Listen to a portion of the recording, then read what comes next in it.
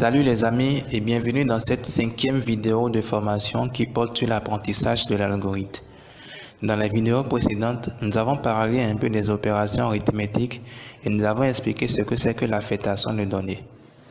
Et il y a eu un dernier exemple qui a été donné que nous allons traiter en même temps au niveau de cette vidéo.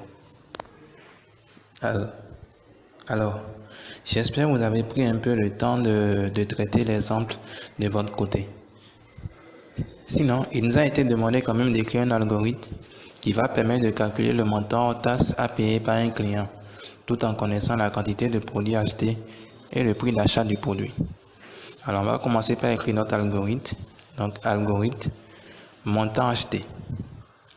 Déclaration des variables, on va déclarer quantité pour prendre la quantité, prix pour prendre le prix du produit, MHT pour prendre le montant hors taxe à payer. On va commencer maintenant par écrire nos instructions. Comme à l'accoutumée, on va afficher bonjour et bienvenue. Ensuite, on va demander à l'utilisateur d'entrer la quantité de produits achetés. Ensuite, on va prendre le prix du produit acheté. Ensuite, maintenant, on va passer au calcul du montant acheté. Et pour déterminer le montant acheté, c'est juste la multiplication, donc le produit de la quantité et du prix. Et donc, ce qui nous donne MHT, signe d'affectation, la quantité multipliée par le prix. Une fois que c'est réglé et qu'on a déterminé, maintenant on a le résultat au niveau du MHT, on peut maintenant afficher le montant hors taxe à payer. Et pour terminer, on va afficher le message de merci et à très bientôt. Et voilà, votre algorithme est prêt.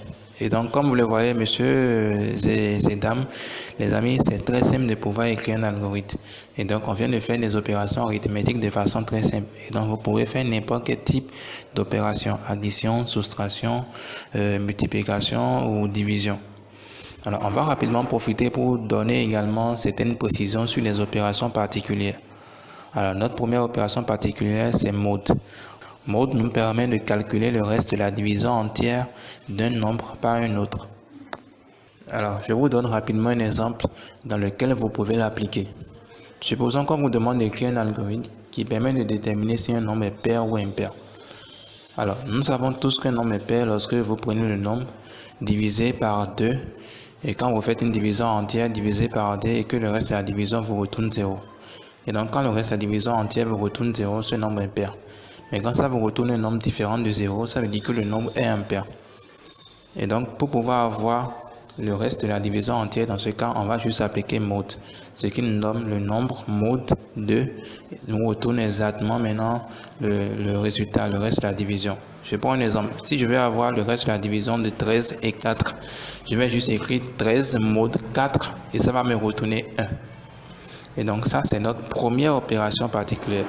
La deuxième opération particulière, c'est div. Div nous permet de calculer le quotient entier obtenu à partir d'une division entière. Et donc, si mode nous retourne le reste de la division entière, div nous retourne plutôt le quotient entier obtenu à partir d'une division entière. Et donc, quand on fait par exemple 13 div 4, ça nous retourne plutôt 3. C'est très sûr que vous avez compris déjà, vous voyez un peu l'importance de ces opérations particulières. La dernière opération particulière que nous allons voir, c'est AND. Alors, AND nous permet d'obtenir la partie entière d'un nombre quelconque. Et donc, quand on fait AND de moins 8,45, ça va nous renvoyer moins 8. Et donc, voici un peu en résumé, les amis, au niveau de cette vidéo, nous avons rapidement refait un exemple sur l'utilisation des opérations arithmétiques. Nous avons précisé également certaines opérations particulières comme mode, div et AND.